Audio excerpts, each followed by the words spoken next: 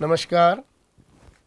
मैं डॉक्टर कृष्ण गोपाल मिश्र, शासकीय नर्मदा महाविद्यालय होशंगाबाद में प्राध्यापक हूँ और आज के इस कार्यक्रम में लोक में राम विषय पर अपना वक्तव्य प्रस्तुत कर रहा हूँ।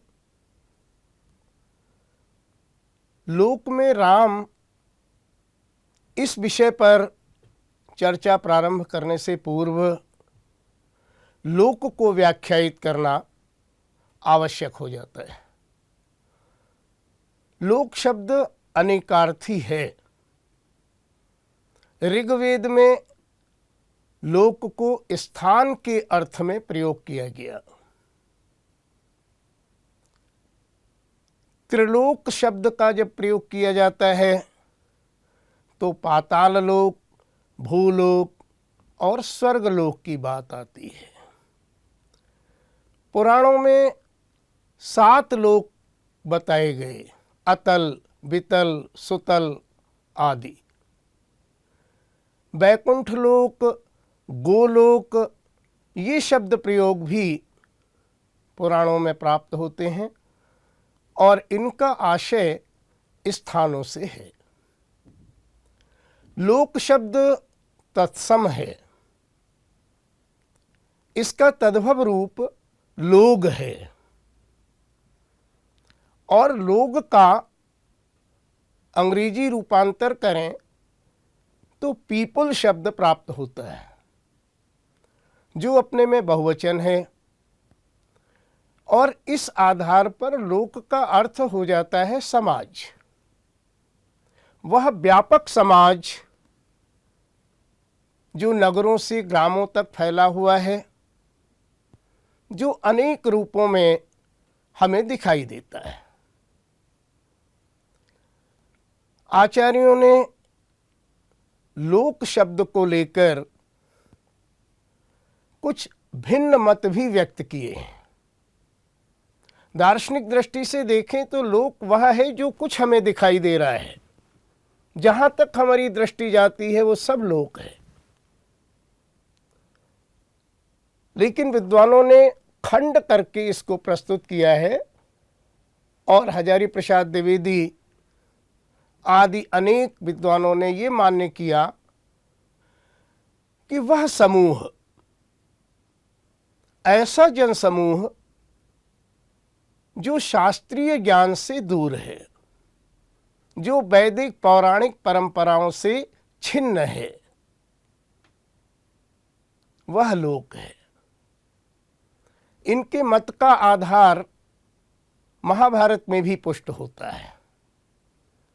महर्षि व्यास लिखते हैं, अज्ञान तिमिरांधस्य लोकस्य तु विचेष्टितम ज्ञानांजन शलाकाभिः नेत्रोन्मीलन कारकम।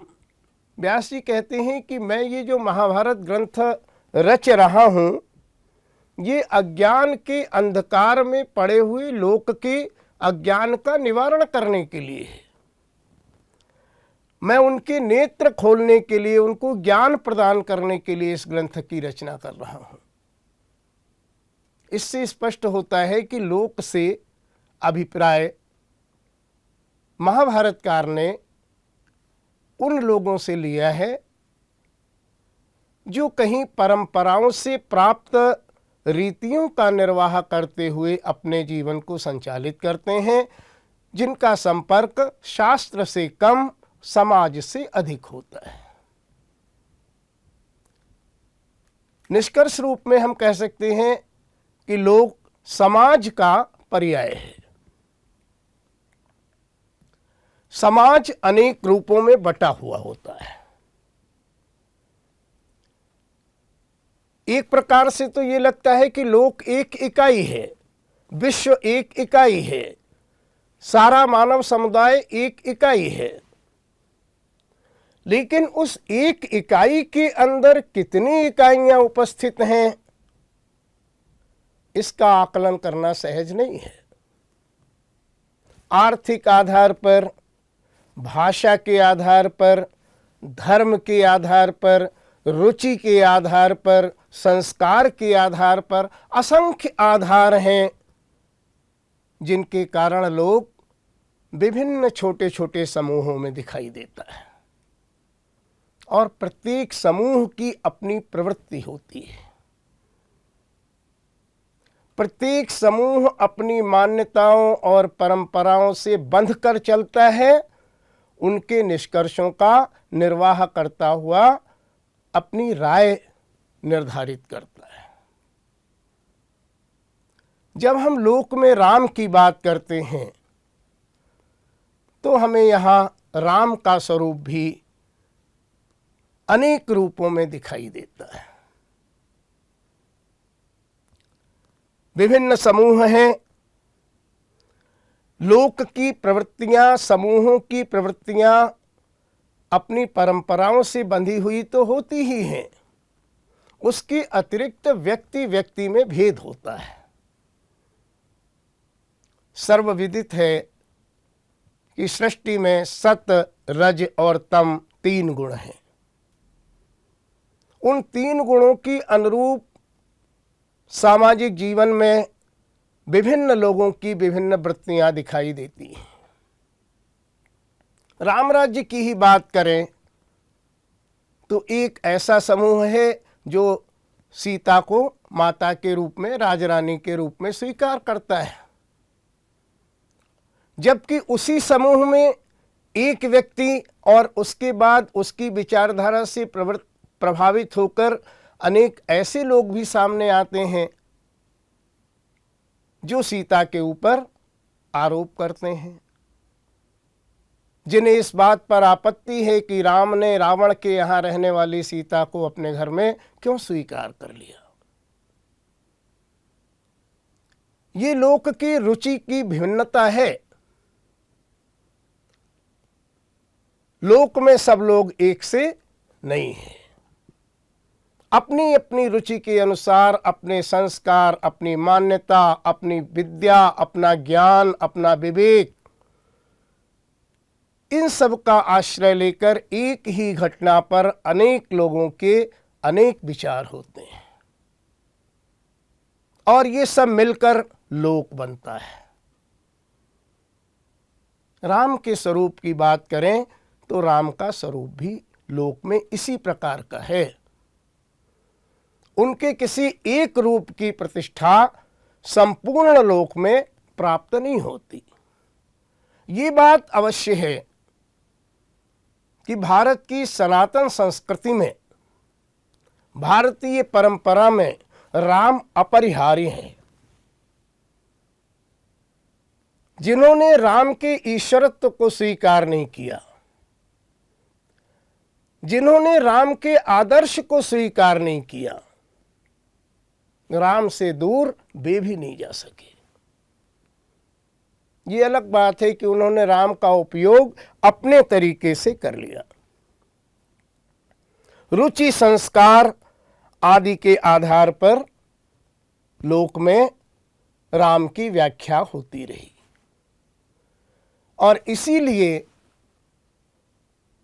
इसी में एकत्व की स्थापना करने के लिए ये कहा गया कि नाना भांति राम अवतार।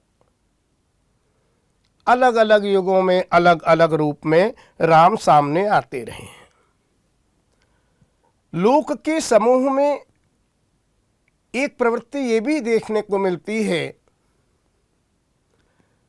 कि बौद्ध धर्म ग्रंथों में, जैन धर्म ग्रंथों में राम का स्वरूप वैसा नहीं है जैसा महर्षि वाल्मीकि ने रामायण में अथवा गोस्वामी तुलसीदास जी ने रामचरितमानस में अंकित किया।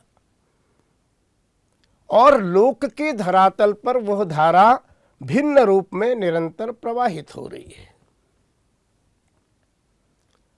डॉक्टर फादर कामिल बुल्के ने अपनी पुस्तक राम कथा उद्भव और विकास में निष्कर्ष दिया है कि गुणाढ़ की बृहत कथा आदि बौद्ध ग्रंथों में दशरथ जातकम में राम कथा का विकृत रूप विद्यमान है। बौद्ध ग्रंथों के राम वैसे राम नहीं हैं जैसे दाशरथी राम वाल्मीकि के हैं। वे वैसे राम नहीं हैं जैसे राम गोस्वामी तुलसीदास के हैं। वहाँ राम अनेक विवाह करते हैं। जैन धर्म का बड़ा प्रमुख ग्रंथ है पौमचर्यम। उसके पाताल खंड में कथा आती है सीता परित्याग को लेकर, और वहाँ भी राम का स्वरूप भिन्न रूप में प्रस्तुत होता है। अनेक जैन ग्रंथों में राम एक राजा के रूप में चित्रित हुए हैं और राजा के रूपों में अपने दायित्वों का निर्वाह करने के उपरांत भी वे कहीं शांति नहीं प्राप्त करते। अंत में जाकर वे जैन धर्म में दीक्षा ग्रहण करते हैं, श्रावक बनते हैं, श्रमण धर्म स्वीकार कर लेते हैं। अब जैन धर्म ग्रंथों में राम का ये जो स्वरूप है वह एक समूह में लोक के एक खंड में ग्राह्य है, लोक के बृहत धरातल पर ग्राह्य नहीं है। राम के स्वरूप को, ऐसे स्वरूप को लेकर ये परंपरा ऐसा नहीं है कि वर्षों पहले लिखे पौमचर्यम तक ही सीमित रह गई हो। वो 20वीं शताब्दी में भी दिखाई देती है। मेरठ के प्रतिभाशाली कवि रघुवीर शरण मित्र जब भूमिजा की रचना करते हैं उसमें रावण को नायक बनाते हैं और वह रावण राम से प्रश्न करता है कि हे राम, मैं सीता से सच्चा प्रेम करता हूं, तुम्हारा सच्चा प्रेम सीता के प्रति नहीं था, तुमने तो सीता को त्याग दिया।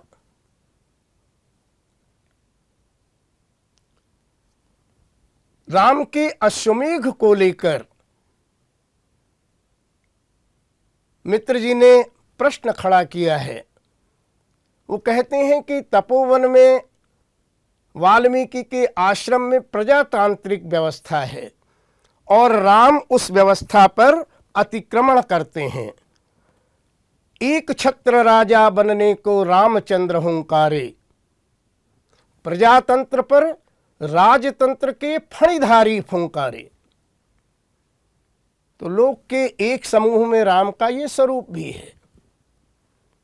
यहां राम वैसे ही आक्रांता है जैसे कोई साधारण राजा दूसरों की जमीन हड़पने के लिए आक्रमण कर देता है। अन्य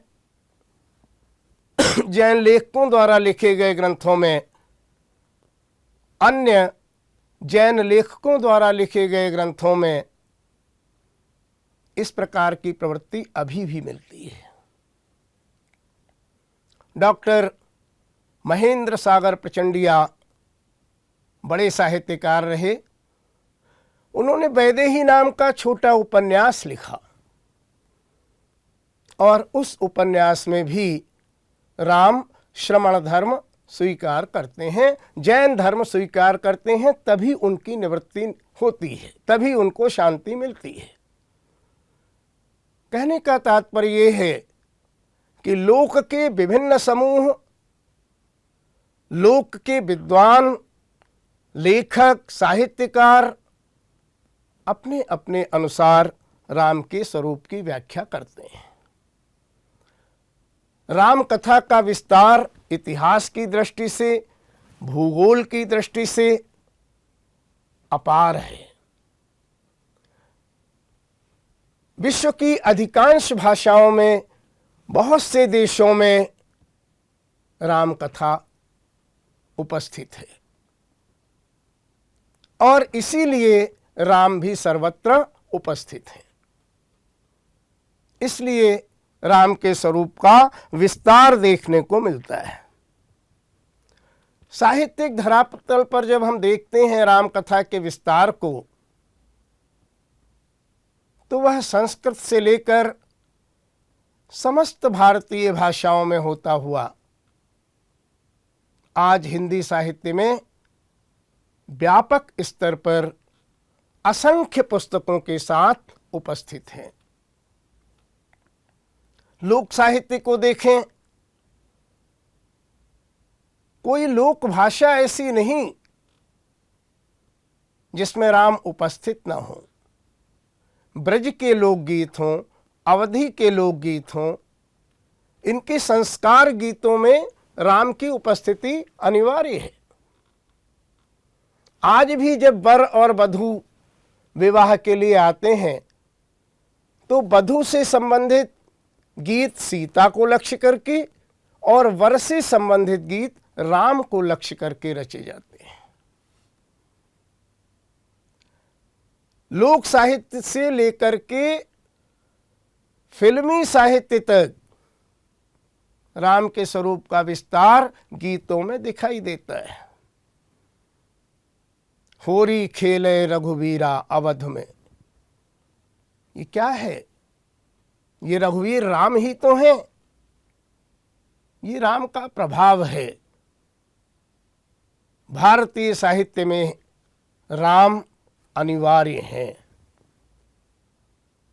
राम के बिना, राम कथा के बिना साहित्य चलने का प्रयत्न करता है लेकिन दूर तक जाता नहीं है। जबकि राम का अवलंब लेकर जब वो आगे बढ़ता है तो स्थायी महत्व का बन जाता है। रामचरितमानस से लेकर साकेत तक की लोकप्रियता इस तथ्य का प्रमाण है। राम का विस्तार भौगोलिक दृष्टि से देखें तो भारत और उसके आसपास के सारे देशों में दिखाई देता है। चित्रकला और मूर्ति में भी राम विद्यमान है। लोक में चित्रकला का बड़ा महत्व है, मूर्तियों का, मंदिरों का बड़ा महत्व है। और यहां लोक शास्त्र से आधार ग्रहण करता है। राम का कोई चित्र जब आप देखेंगे, राम दरबार का या राम पंचायतन का, तो आप देखेंगे कि राम है, मध्य में सीता है, लक्ष्मण है और सामने हनुमान बैठे हुए हैं। तो ये जो मूर्ति या चित्र में प्रस्तुति है, लोक जिसे सबसे अधिक ग्रहण करता है, वह कहीं ना कहीं शास्त्र से आती है। दक्षिणे लक्ष्मणो यस्य वामे च जनकात्मजः पुरतः मारुति ही यस्य वंदे तम रघुनंदनम। उन रघुनंदन की वंदना करता हूं जिनके बाईं ओर सीता है, दाहिनी ओर लक्ष्मण हैं और सामने हनुमान विराजमान है। इस मूर्ति के, इस चित्र के, इस प्रस्तुति के मर्म को परखिए। हम जिस एकल परिवार की परिकल्पना करते हैं वो यहाँ नहीं है। यहाँ पति और पत्नी मात्र नहीं है, ये संयुक्त परिवार का चित्र है जिसमें भाई भी है, जिसमें सेवक भी है। और लोक में राम की प्रतिष्ठा का पुष्ट आधार यही है, उनकी सामूहिक चेतना, उनका समन्वयकारी संयुक्त स्वरूप। राम कथा अपने व्यापक धरातल पर विभिन्न संस्कृतियों का सामंजस्य लेकर चलती है, इसलिए राम कथा का महत्व है। दैनंदिन व्यवहार में लोग राम को बहुत स्मरण करता है। दक्षिण में जहां राम की लोकप्रियता उत्तर भारत जितनी नहीं है, वहां भी आप देखेंगे कि लोगों के नाम राम पर हैं।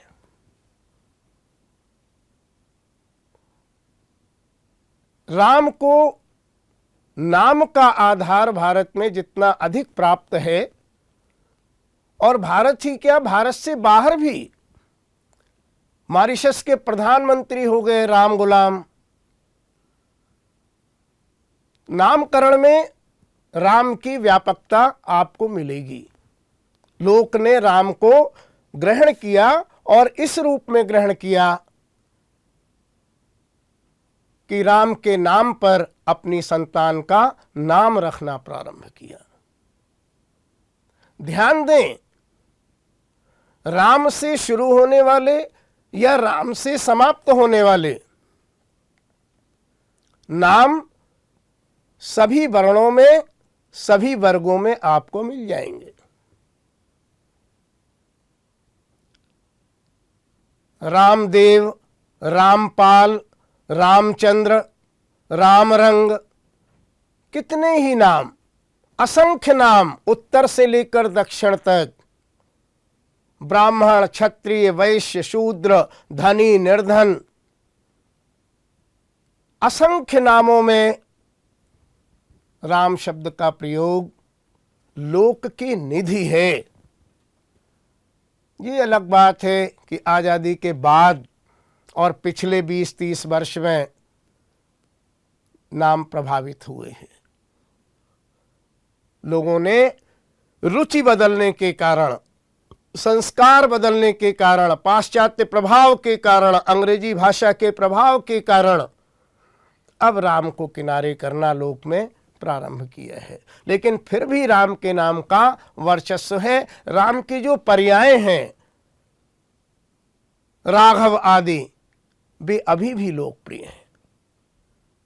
लोक में राम के ऊपर नाम रखने का प्रचलन राम की लोकप्रियता को दर्शाता है।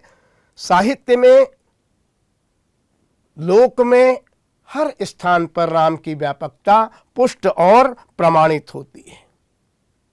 अभिवादन पद, अब आप गुड मॉर्निंग और गुड इवनिंग करते रहें, लेकिन भारत का जो लोक है वो आज भी जयराम जी की करता है, राम राम करता है। ग्रामीण क्षेत्रों में जाइए, अपरिचित व्यक्ति भी परस्पर राम राम करके अभिवादन कर लेते हैं। ये राम में लोक की निष्ठा है, राम का स्मरण है। शपथ लेता है कोई तो राम की शपथ लेता है। अन्य लोगों की शपथ भी ली जाती है, गंगा की, जनेऊ की, शिखा की, अन्य अन्य शपथ भी होती हैं, लेकिन राम कसम ऐसा नहीं हुआ। शपथ के धरातल पर शपथ लोक का बड़ा सशक्त बिंदु है, लेकिन यहां भी राम का स्मरण होता है। सब जानते हैं हिंदुओं की अंतिम यात्रा में राम नाम सत्य है उच्चारण होता ही है। जन्म के लोकगीत हों तब राम उपस्थित हैं, मृत्यु के उपरांत शव यात्रा हो वहां भी राम उपस्थित हैं। राम की यह व्याप्ति लोक में सर्वत्र दिखाई देती है। लोकोक्तियों में आप राम को पाते हैं। आप देखेंगे, ढूंढेंगे तो ढेर सारी लोकोक्तियां आपको मिल जाएंगी। मुंह में राम, बगल में छुरी, मुंह में राम, बगल में ईंटें, राम की चिड़ैया, राम ही को खेत, खाओरी चिड़ैयों भर भर पेट। लोकोक्तियों में राम है, और इसलिए हैं क्योंकि वह लोक जीवन में, लोक में रचे बसे हैं। राम की व्यापकता यहां प्रमाणित होती है। एक और परंपरा देखने को मिलती है। देश के कुछ क्षेत्रों में, विशेष रूप से उत्तर प्रदेश के रुहेलखंड क्षेत्र में, जब तराजू से तोलकर तोलने वाला अनाज देता है तो जब पहली तोल होगी तो वो राम राम कहता जाता है। दूसरी तोल में वो 2 उच्चारण करने लगता है, तीसरी तोल में 3 उच्चारण करने लगता है। यहां एक संख्या के स्थान पर राम शब्द का उच्चारण होता है। राम एक ही है, ईश्वर है, इसलिए जीवन के हर काम में राम का स्मरण दिखाई देता है। संस्कार गीतों में, होली गीतों में, पर्व गीतों में सब स्थानों पर राम उपस्थित हैं। राम की स्थिति लोकमानस में अत्यंत सुदृढ़ है। एक चीज और है, राम के कितने भी रूप लोक में क्यों ना हो, लेकिन 2 रूपों को लोक ने सबसे अधिक स्वीकार किया। राम का एक रूप है ब्रह्म और दूसरा रूप है आदर्श मानव, और इन दोनों रूपों में राम प्रतिष्ठित हैं। महर्षि वाल्मीकि ने राम को महामानव के रूप में प्रतिष्ठा दी। रामायण के राम ईश्वर का अवतार नहीं है, लेकिन वे लोक में प्रचलित हैं। जब महर्षि वाल्मीकि पूछते हैं तो महर्षि नारद, ब्रह्मा आदि उनसे यही कहते हैं कि आप राम कथा की रचना करिए। इक्ष्वाकु वंश प्रभवः रामो नाम जनैः श्रुतः। इक्ष्वाकु वंश में जन्म लेने वाले राम का नाम लोगों ने सुना है। ये वाल्मीकि के राम महामानव हैं, महापुरुष है, ईश्वर के अवतार, ब्रह्म के अवतार नहीं है। राम कथा का दूसरा महत्वपूर्ण ग्रंथ रामचरितमानस है। लोक को इन दोनों ग्रंथों ने सबसे अधिक प्रभावित किया है, विशेषतः उत्तर भारत में और उत्तर भारत से बाहर जाने वाले प्रवासी भारतीयों के मध्य। दूसरे ग्रंथ में गोस्वामी तुलसीदास राम को अवतार के रूप में, ईश्वर के अवतार के रूप में, ब्रह्म के रूप में प्रतिष्ठित करते हैं। जब गोस्वामी जी लिखते हैं, जेहि इमि गावहि वेद बुध, जाहि धरहि मुनि ध्यान, सोई दशरथ सुत भगत हित, कौशलपति भगवान। यहां पर राम मनुष्य नहीं है, राम परमात्मा है, और वह परमात्मा के रूप में धरती पर अवतार लेते हैं। गीता का जो उद्घोष है, यदा यदा हि धर्मस्य ग्लानिर्भवति भारत, उसकी साक्षी गोस्वामी जी के यहां मिलती है। लोकमानस को तैयार करने में साहित्य का बहुत बड़ा योगदान होता है। व्यक्ति जैसा साहित्य पढ़ता है, जैसी पुस्तकें पढ़ता है, वैसा उसका मन बनता है। बचपन में बच्चे ने जिस प्रकार के ग्रंथ पढ़े हैं, वैसी उसकी रुचि बन जाएगी, वैसा उसको अच्छा लगने लगेगा। राम कथा के साथ भी ये बात है। लोक के बहुत बड़े खंड को, 72 भाग को गोस्वामी जी के रामचरितमानस ने प्रभावित किया है, और इसलिए राम को लेकर लोक का मानस जिस व्यापक धरातल को पुष्ट करता है, प्रस्तुत करता है, उसमें राम की छवि प्रायः वही है जो रामचरितमानस में है। जैन और बौद्ध धर्मों के राम उनके समूह तक सीमित हैं, उसके बाहर उनकी स्वीकृति नहीं है। राम और सीता भाई बहन हैं, इस बात पर सहमति लोक की नहीं है, कुछ लोगों की हो सकती है। ऐसे लोगों के लिए भी गोस्वामी जी ने निर्देश किया है। महिमा मृगी कौन सुकृति की, खल बच विशिखन बाची।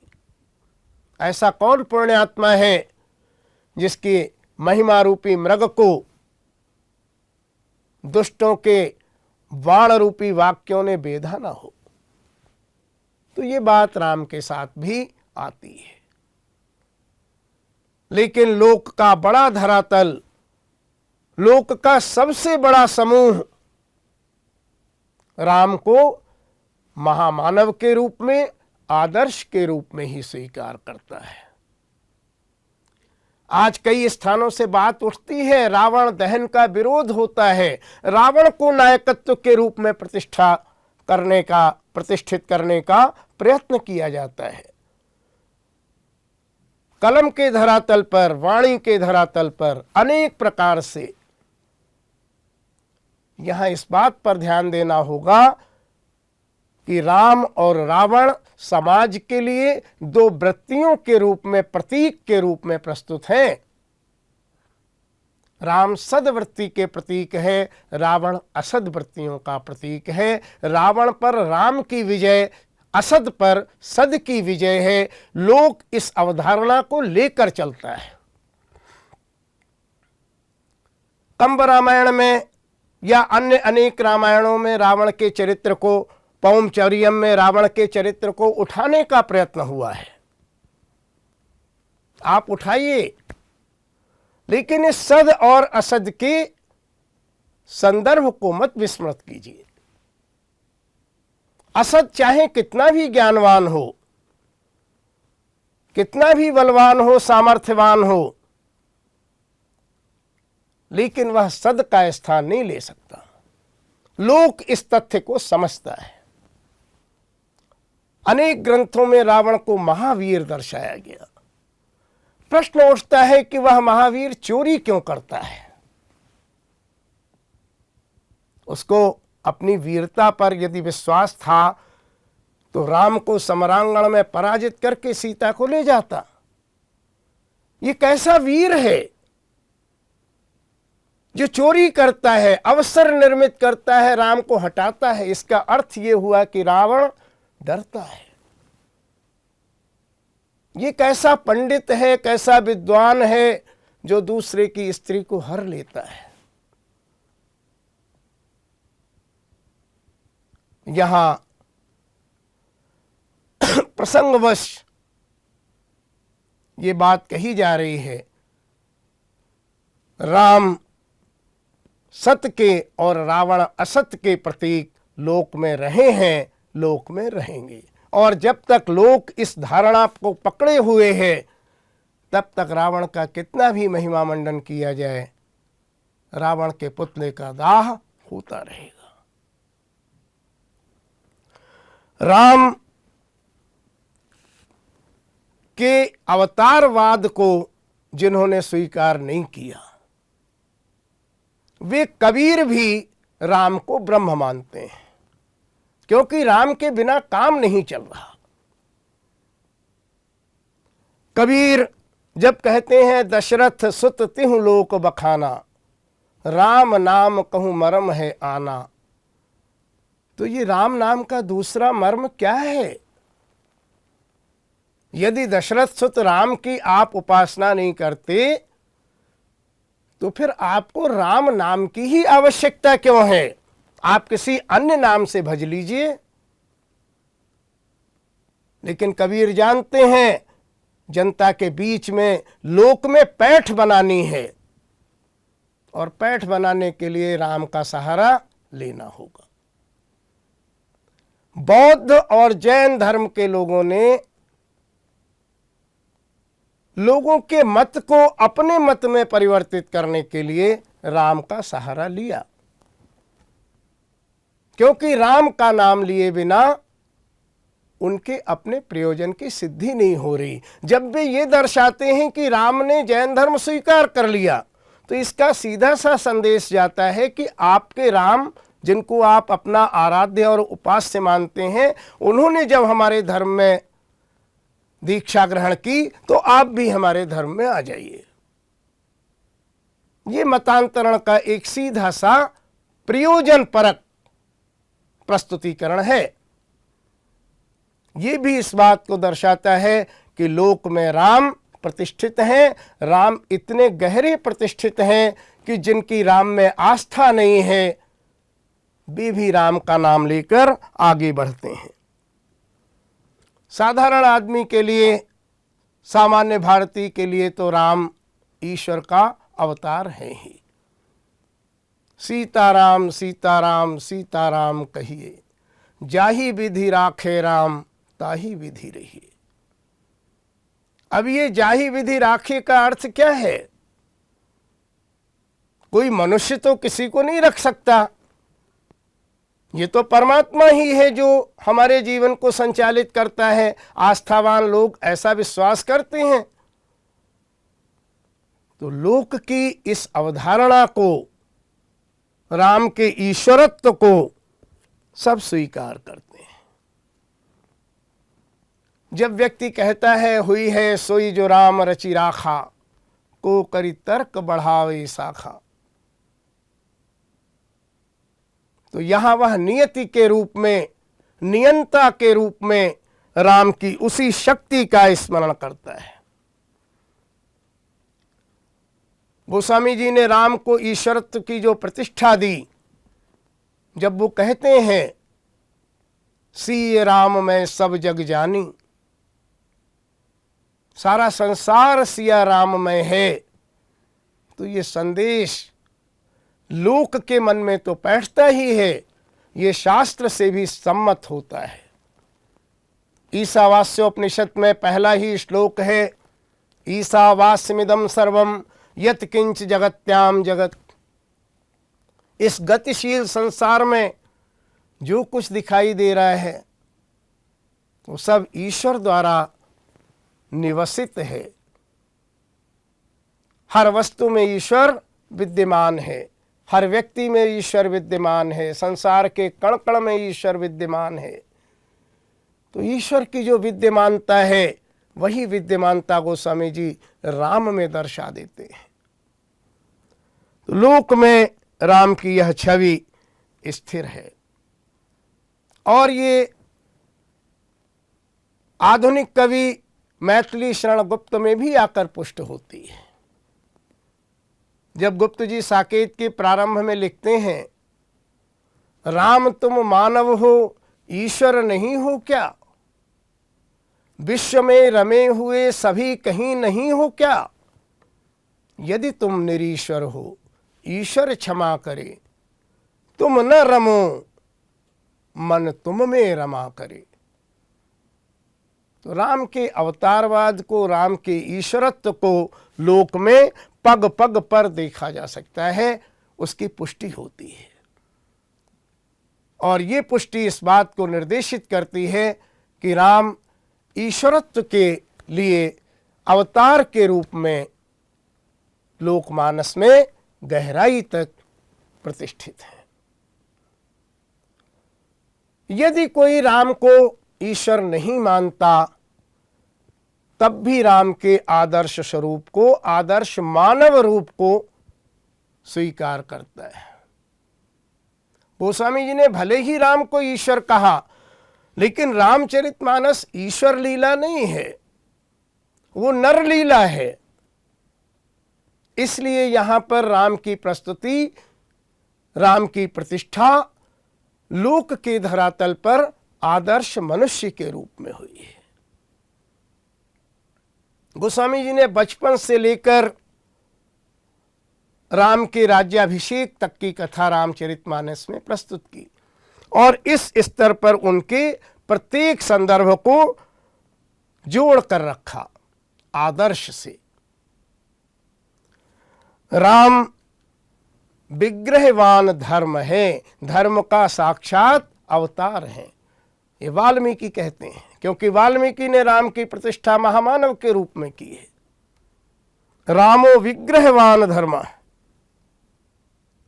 राम शील, सौंदर्य और शक्ति इन तीनों के प्रतीक हैं। तीनों में उनकी परिपूर्णता है। लोकाभिरामं रणरंगधीरं राजीव नेत्रं रघुवंशनाथम कारुण्य रूपम करुणाकरम तम श्री रामचंद्रम शरणम प्रपद्ये। कवि कहता है संसार के लिए जो अभिराम है, जो अत्यंत सुंदर हैं, जो नीलांबुज हैं, नीले कमल के समान जिनकी आभा है, जो धनुष और बाण धारण करते हैं, राम का शारीरिक सौंदर्य, राम के आचरण का सौंदर्य और राम की शक्ति का सौंदर्य तीनों लोग को अभिभूत करते हैं, प्रेरित करते हैं। और इसीलिए रामचरितमानस मध्यकाल में भारतीय समाज को, हिंदू समाज को अपनी रक्षा के लिए, उसकी जिजीविषा की शक्ति को बढ़ाने के लिए आधार देती है। लोक में ये आधार अत्यंत पुष्ट है। मनुष्य के रूप में राम की प्रतिष्ठा उनके शिष्य रूप से लेकर राजा रूप तक दिखाई देती है। और ये जो जितनी भी छवियां हैं, इनके मूल में रामचरितमानस का सबसे बड़ा योगदान है। क्योंकि जितनी सफलतापूर्वक, जितने विवेक और विचार के साथ गोस्वामी जी ने लोक में राम को स्थापित किया, उतना दूसरे किसी कवि ने नहीं किया। भारतवर्ष का सबसे बड़ा समूह जिस राम को पहचानता है, वह राम गोस्वामी जी द्वारा प्रतिष्ठित किया गया राम है। राम का बाल रूप देखिए, शिष्य रूप में राम सुंदर हैं। यहां से प्रारंभ होता है राम का। लोकमानस प्रार्थना करता है, मंगल भवन अमंगलहारी द्रवहु सुदशरथ अजिर बिहारी बंदों बाल रूप सोई रामू। राम के उस सुंदर स्वरूप का चित्रण गोस्वामी जी करते हैं और लोग उसको स्वीकार करता है। कवितावली के पदों में प्रारंभ में ही राम के बाल रूप का सुंदर वर्णन है। रामचरितमानस में धूसरी धूरी भरे तन आए, भूपति बिहसी गोद बैठाए। ये राम का शिशु सौंदर्य है। यही शिशु सौंदर्य आयु के बढ़ने के साथ साथ शील सौंदर्य में परिवर्तित होता है। राम आदर्श शिष्य, आदर्श पुत्र, आदर्श मित्र, आदर्श पति, विभिन्न भूमिकाओं में आदर्श की प्रतिष्ठा करते हैं। आदर्श शिष्य के रूप में वह अपने माता पिता और गुरु को प्रातः काल उठकर वंदना करते हैं। लोक में गोस्वामी जी की यह पंक्ति बहुत अधिक प्रतिष्ठित है। प्रात काल उठ के रघुनाथा, मात पिता गुरु ना वही माथा। राम आदर्श पुत्र हैं।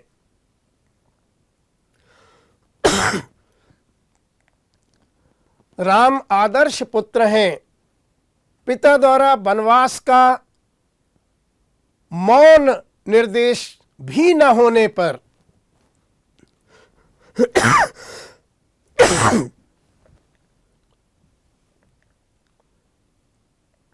केवल विमाता की इच्छा मात्र का सम्मान करते हुए राम त्याग कर देते हैं राज्य का। और राज्य का त्याग करते हुए राम को जरा भी पीड़ा नहीं होती। प्रसन्नताम या नगताभिषेका तथा न ममले वनवास दुखतः। ये राम का आदर्श रूप है। लोक में राम आदर्श पति हैं। सीता के साथ जब वन पथ पर जाते हैं तो सीता की कष्ट सहती हुई मुद्रा को देखकर राम के नेत्रों में आंसू आ जाते हैं। पुरते निकसी रघुवीर बधू धरि धीर दये मग में डग दोए। झलकी भरी भाल कनी जल की पुट सूख गए मधुराधर दये। फिर बूझती है, चली वो अब केतिक, पर्ण कुटी करी हो कित हुए, तिय की लखिया तुर तापिय की, अखियां अति चारु चली जल चोए। कितने लोग हैं जो पत्नी की इस पीड़ा से पिघल जाते हैं, लेकिन राम है।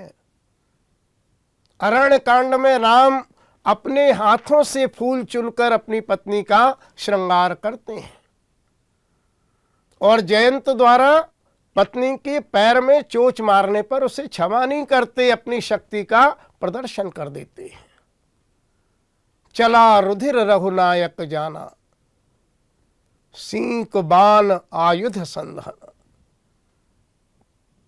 राम का सौंदर्य यहां से शक्ति का परिचय देने लगता है। यद्यपि शक्ति का परिचय तो ताड़का और सुबाहु के वध से मारीच को 100 योजन पार फेंकने से वहीं से प्रारंभ हो जाता है, लेकिन यहां से शक्ति का प्रकटीकरण प्रारंभ होता है।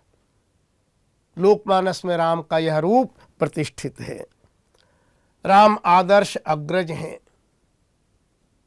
विमाता ने वनवास की आयोजना कर दी, लेकिन उस सौतेले पुत्र पर, सौतेले भाई पर राम को पूरा भरोसा है।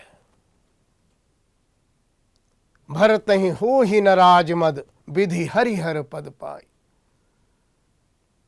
ये आदर्श भाई का रूप है। लक्ष्मण की मूर्छा के समय राम का विलाप राम के आदर्श भ्रातृत्व का परिचय देता है। राम आदर्श मित्र है। मनुष्य के रूप में राम की मित्रता की भूमिका देखिए।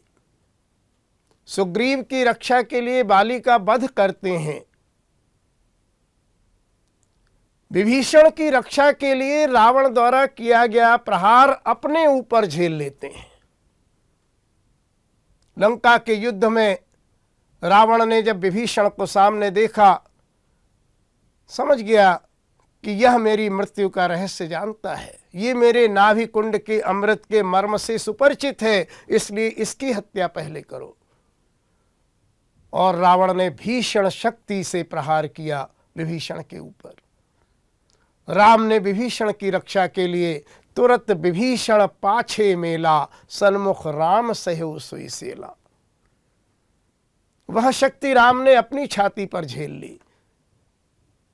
मनुष्य के रूप में भी राम की ये भूमिका साधारण नहीं है। संसार में कितने लोग ऐसे हैं जो मित्र की रक्षा के लिए अपने प्राण न्यौछावर करने को तत्पर हो जाएं। विश्व इतिहास में दुर्लभ है ऐसे उदाहरण। राम आदर्श योद्धा हैं। राम में समन्वय है भयंकर और सुंदर का।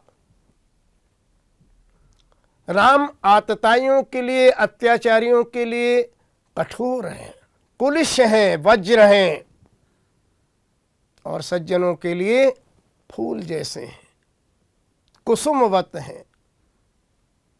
राम अपराजेय अजेय योद्धा हैं। राम की निर्भयता देखिए योद्धा के रूप में। खरदूषण 14,000 सैनिकों को लेकर आक्रमण करता है और राम अकेले हैं, लेकिन आत्मविश्वास कितना है। गोस्वामी जी ने राम के इस स्वरूप को लोक में प्रतिष्ठित किया।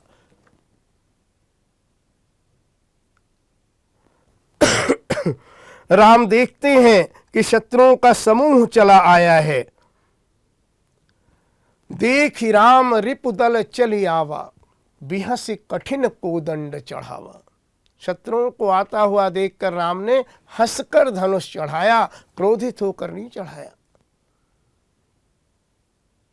सामान्य भाव से युद्ध हो रहा है, युद्ध कर रहे हैं। इतना आत्मविश्वास, ऐसी अपराजेयता दुर्लभ है।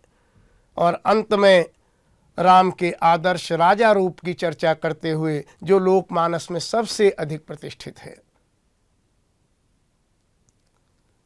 अपनी वाणी को विराम दूंगा। राम के आदर्श राजा रूप का संकेत केवट प्रसंग से लेकर राम राज्य तक फैला हुआ है। राम राजपुत्र हैं, लेकिन केवट से उसकी नाव प्राप्त करने के लिए हठ नहीं करते, मांगते हैं। केवट जब उतार देता है, प्रणाम करता है, तो राम को संकोच होता है कि इसको उतराई नहीं दी। श्रम का शोषण नहीं होना चाहिए। राम का संदेश देखिए, राम का आदर्श रूप देखिए। केवट उतरि दंडवत कीन्हा, प्रभु ही सकुच यही नहीं कछु दीन्हा। इसको कुछ नहीं दिया। ऐसा संकोच कितने सामर्थ्यवानों को होता है। लोक में सामर्थ्यवान तो कमजोर से अपनी बेगार कराने में ही अपनी शक्ति की सार्थकता मानता है। सामाजिक समरसता का पाठ राम राज्य में बहुत चौड़ा है। आज हमारे समाज में वर्ग संघर्ष, वर्ण संघर्ष की स्थितियां उत्तरोत्तर गंभीर हो रही हैं। राम के आदर्श को विस्मृत करने के कारण राजघाट सब विधि सुंदर वर, मज्जहि तहां वर्ण चार्यो नर। चारों वर्णों के लोग राजघाट पर जाकर स्नान करते हैं। यहां लोक के साथ, लोकतंत्र के साथ राजतंत्र का समन्वय है। समाज के चारों वर्ण के लोगों का एक स्थान पर स्नान करना, एक स्थान पर एक साथ रहना सामाजिक समरसता का केंद्र बिंदु है। शबरी, निषाद आदि अन्य प्रसंगों में भी राम का यह आदर्श रूप मिलता है। राम में करुणा और क्रोध, इन दोनों का समन्वय है, जो आदर्श राजा के लिए अत्यंत आवश्यक है। जो जनता को पीड़ित करने वाली शक्तियां हैं, उनके प्रति प्रचंड क्रोध होना चाहिए और पीड़ित के प्रति अपार करुणा होनी चाहिए। राम जब अरण्य कांड में पहुंचते हैं, अरण्य कांड की कथा में राम जब ऋषियों के आश्रम में हड्डियों के समूह को देखते हैं और उन्हें ज्ञात होता है कि निश्चर निकर सकल मुनि खाए, निशिचर निकर सकल मुनि खाए, सुनत राम लोचन जल छाए। प्रजा की पीड़ा देखकर कितने शासकों की आंखों में आंसू आते हैं। राम ऐसे ही राम नहीं हैं। राम इसलिए राम हैं क्योंकि वे आदर्श राजा हैं। राजमुकुट सिर पर नहीं है, इसके बाद भी राजा के दायित्व और कर्तव्य से सुपरिचित हैं। और तत्काल राम का करुणा से उद्वेलित क्रोध जागृत होता है। निश्चरहीन करुणमहि भुज उठाए पनकीन। राजा में ये दृढ़ता चाहिए, ये साहस चाहिए, ये आत्मविश्वास चाहिए। लोक राम को इसीलिए पूजता है क्योंकि राम का ऐसा आदर्श रूप प्रतिष्ठित हुआ है। ये आदर्श रूप गोस्वामी जी द्वारा प्रस्थापित किया गया है। वाल्मीकि रामायण के उत्तर कांड को फादर कामिल बुल्के ने प्रक्षिप्त सिद्ध किया है, किसी बौद्ध कवि की रचना बताया है और पुष्ट प्रमाण दिए हैं। लेकिन इसी आधार पर आज का जो लोक समूह है वह राम को प्रश्नांकित भी करता है और राम का पक्ष भी लेता है। कलकत्ता के एक कवि राजदेव कौशल कहते हैं, उनकी छोटी सी पतली सी पुस्तक है और उसमें वो लिखते हैं कि राम को सत्ता का मोह था, इसलिए प्रजा के अपवाद पर राम ने सीता का त्याग कर दिया, राज्य का त्याग नहीं किया। राम दोबारा ये रिस्क लेना नहीं चाहते थे कि सत्ता उनके हाथ से छूट जाए। रघुवीर शरण मित्र की भूमिजा और भारत भूषण की अग्निलीक, ऐसी अनेक रचनाओं में राम के सीता परित्याग को लेकर अनेक प्रश्न उठाए गए, लेकिन यहीं राम का वह स्वरूप भी सामने आता है जो राजपद के लिए, राजधर्म का निर्वाह करने के लिए पत्नी का त्याग करता है, लेकिन पत्नी के साथ अपना सारा राज सुख भी त्याग देता है। जहां ये लिखा है कि राम ने सीता का त्याग किया, वहां यह भी लिखा है कि राम ने उसके बाद निरानंद जीवन व्यतीत किया। सोहनलाल रामरंग का बृहत ग्रंथ है उत्तर साकेत, उसमें लोक का मन राम के पक्ष में स्पष्ट होता है। एक ही बार कुछ पै फलों का अशन, रात भर भूमि पर ही नृपति का शयन। राजा राम रात भर भूमि पर ही सोते हैं, एक ही बार फलों का भोजन करते हैं। राजा राम शुक्ल ने जानकी जीवन महाकाव्य में राम की व्यथा उद्घाटित की। सो जाता जग शांति गोद में मोद से, रो लेते घनश्याम राम एकांत में। विद्युत दाम समान वेदना वेधती, हाहाकार अपार गर्जना तर्जना। सारा संसार सुख से सो जाता है और रात्रि के एकांत में राम रो लेते हैं, सीता को याद कर लेते हैं। राजपद की बेड़ियों में जकड़े राम की ये पीड़ा उन्हें रामत्व प्रदान करती है।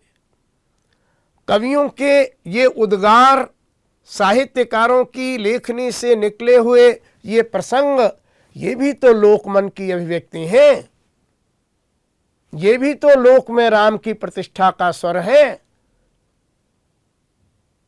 शास्त्र को लोक से और लोक को शास्त्र से पूर्णतया छिन्न नहीं किया जा सकता।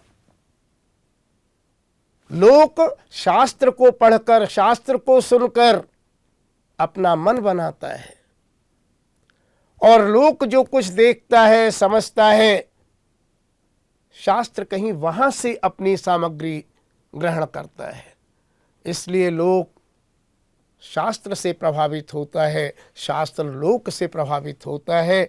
लोक में राम की जो छवि है वह शास्त्र से अवतरित है, और शास्त्र में राम का जो अंकन है वह लोक से गया है। समग्रतः राम भारतीय अस्मिता के पर्याय हैं। राम का रामत्व,